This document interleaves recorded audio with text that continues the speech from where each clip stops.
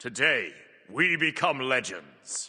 Hey, my name's Insa, welcome back to the channel. Today, I just wanted to talk about the current patch of Smite 2 and how I'm really enjoying it, and I actually think the game is very balanced right now, and with a few changes, it could be one of the best metas we've ever seen, at least in terms of item meta and role health. This was honestly surprising to me after the OB7 to 9 saga, where the game was probably the most imbalanced it has ever been, but with patch OB10 and a few of the balance hotfixes they've released, I think they actually did a great job in terms of adjusting the balance of roles and items, and it's in a pretty good spot right now. The most crucial thing is that every role feels pretty strong at the moment. Of course, some are stronger than others, and we'll get to that in a second, but on the whole, the balance of roles feels really good. Solo laners can tank, create space, and deal decently threatening damage while not dying to a light breeze. Supports can do the same while also having access to powerful actives and supportive effects. Mid laners can nuke squishies insanely hard and do effective zone control, but struggle a little bit with tanks. ADCs can shred tanks extremely effectively while still doing solid damage to squishies and of course objectives and structures. And junglers can get in and out and burst down squishies, but struggle a little bit against tankier targets where sustained DPS is needed. It really feels like the roles are probably the most balanced they've been in Smite 2, and that's definitely worth mentioning considering this was the complete opposite just a patch ago. The changes in OB10 alongside the new tank items and a few hotfixes have really addressed a lot of the issues I personally had with the OB7 to 9 saga, and in a very timely fashion, which is definitely worth giving credit for. However, you can always do better in this regard, and while the item meta and role balance is very good at the moment, there's a few small changes they could make to truly bring every role in line in my opinion. The first change I would make right now is a pretty obvious one, and that's a couple of crit nerfs. At the moment, crit is just too strong, and that's evidenced by people rushing 3 crit items in the first 3 or 4 slots of their build. It creates an unhealthy laning dynamic where a crit in the super early game can lead you to winning or losing a fight just based on that RNG. Crit is that way always, of course, but it has an outsized impact on early game trades, where your crit chance is lower and one single crit can decide if you win a trade or not and can get that farm and pressure the enemy out. Firstly, a cost increase to rage is what I would do. At 2450, it's just too attractive as a laning phase rush because of how relatively cheap it is, and rather than nerf the crit chance, which I think is probably fine, I'd increase the cost to 2650 or 2750 to give other items like Devos or Tearthing more of a chance to out-trade a rage rush, and disincentivize ADCs from rushing it. Alongside that, I would also nerf Demon Blade's attack speed on the passive from 30% down to 15%, but also decrease the cost by 100 gold. Losing 15% attack speed is a hefty nerf, but necessary, I think. A crit item having the highest attack speed in the game is not something that should be the case ever, in my opinion. Going crit should mean you have higher damage but lower attack speed, and the fact that Demon Blade offers 45% on one item just solves that for you, basically. This nerf brings it down to 30%, which is honestly still solid, but at least not the highest in the entire game, tied with Oboe like it is now. Next up, mid lane builds, which I think are in general in a pretty good spot right now. The only change I'd make here is nerfing Rod Tahuti's passive boost back down to 20% instead of 25% like it is now. I think Rod is just a little too good at the moment. You could also buff Dreamer's Idol here to 30% if you wanted to, as it's crazy to me that Rod and Dreamers have the same boost when Rod's is permanent and 500 gold cheaper. After this small Rod nerf, I think mid laners are in a pretty good spot, especially since Soul Reaver got touched down in a hotfix balance recently. Moving on to assassins slash junglers, where the most change is probably needed, as I think they are currently the worst role in the game, all things considered, specifically strength ability based junglers. As I said at the start of the video, I actually think every role is in a pretty good balance spot at the moment, so it's not like strength ability builds are completely useless or anything, but they are noticeably worse than ADC, mid, and tank builds right now. So for this, I would say they just need small buffs to a variety of their item pool. An extra 5 strength here, an extra 5 CDR there, a stronger passive there, etc. I don't have any specific changes in mind here, as I think a lot of their items across the board just need a little bump up in power. They're also the only damage role without access to double percent pen, which isn't necessarily a bad thing. The assassin's job is to kill squishies, not tanks, but it does hurt them that ADCs can get Exi and Titans and mids can get Shard and Totem, but strength ability users really only have Titans and that's it. Again, I don't think that's really necessarily a design problem. I think it's probably a good thing that junglers are a little bit weaker at killing tanks compared to like ADCs or whatever, but it does definitely make the role a little bit worse in that regard compared to the other 2 damage roles. But yeah, some small buffs to a variety of ability-based strength items is what I'd do for junglers. Hey, just jumping in here real quick, if you want to discuss any of these changes with me on stream, I'm live right now as this video goes out. I don't promote my Twitch enough. People always say that I don't. They don't even know that I stream and stuff like that. So if you do want to check out my Twitch, come say hi, watch me live. I'll probably be on the ranked grind, I imagine. when this video goes out. Currently grinding my way through Masters, looking to maybe hit Demigod this split. So if you want to come say hi, watch me play ranked, talk about any of the topics in this video or the game in general, then the link for that will be down below. But back to the video. Moving on to solo laners though, who honestly don't need that much change right now, I think, other than the build variety being a bit limited. We're also going to get Erosion and Draconic Scale dropping in the game today, so we'll see how those perform as well. I expect them to be the strongest 2 out of the 5 new tank items for OB10, so we'll see how that shakes out. On the whole though, I think tank builds are pretty balanced and fun right now, but there is a lack of build variety, so what I will probably do is slightly nerf the most popular and strong tank items and slightly buff the most underused and weak tank items. In terms of nerfs, Spirit Robe and Nemean definitely need to be hit, alongside maybe Holy Hunter's Garb. Then for buffs, I think Genji's, Breastplate, Mantle of Discord, and maybe Phoenix Feather and Shoguns could use some buffs. A physical defense mitigation item like Oni Hunters would also be nice, as well as some better magical defense options, especially for laning phase rush, but that's sort of out of the scope of a balanced patch. With these changes, there will be more build variety in solo lane without impacting the overall strength of the role and their builds that much, as I think they are pretty balanced right now. And finally, we have supports where a lot of the same tank items are used as solo lane, so those changes still apply. And overall, I think support builds are pretty fine right now, with the main exception of heroism needing a major nerf. That item is just so frustratingly strong considering it takes no effort or skill to use whatsoever, so nerf that, and alongside the other tank item changes mentioned in solo lane, supports will be in a good spot after that, I think. But that's basically all the item changes I would make in the game right now in order to iron out the last few balance kinks that still exist in the game. As mentioned numerous times, I think the item and role balance in the game is actually very good at the moment, better than it has been in a while, which if you told me that just one patch ago, I wouldn't have believed you, so kudos to the team for acting quickly to address the OB7 to 9 issues through OB10 and hotfixes. I haven't talked about gods at all though, which is a bit of a different story. I do still think there are some major outliers on both the strong and weak side of the god roster right now. Princess Barry and Kali were both nerfed recently, so we'll see where they settle after those nerfs, but I expect at least Shredder Kali to probably need some additional changes. I do think that's still really strong. And Barry probably needs a bit more too. Kabrakan and Aspect Thor probably need some nerfs in terms of solo laners. Aspect Agni, of course, needs to be hit as well. Neith is a bit of a sleeper OP pick right now, I think, that needs some damage nerfs, especially on her too. Guan Yu might need some more nerfs as well. Afro is a weird one because at least some of her ban rate and priority comes from people just not wanting to play against it, but I do think she is still a little too strong and could maybe use some small nerfs. And of course, there's a variety of gods that are underperforming as well that have been for a while, like Bellona, Mulan, Thanatos, Bacchus, Susano, Ula, Baron, and maybe a couple of others that could use some small buffs. The god balance right now is definitely not in as good of a state as the item and role balance in my opinion, and would need significantly more changes, which is why I'm not suggesting any individual buffs or nerfs here, as we'd be here for hours if I did that. But yeah, the main takeaway from this video is that the team really surprised me with how quickly they remedied a lot of the item balance issues brought on by OB7 through 9, and I think with a small rebalance of specific items in OB11, the game could be in one of the best states it's been so far in terms of item balance and role balance. But what do you think? Do you agree with my assessment that every role is good right now and we only need small changes, or do you think there are still some underlying larger issues that need addressing? Let me know down below, and I'll catch you guys for another one later on. Have a great day, and peace out, you nerds.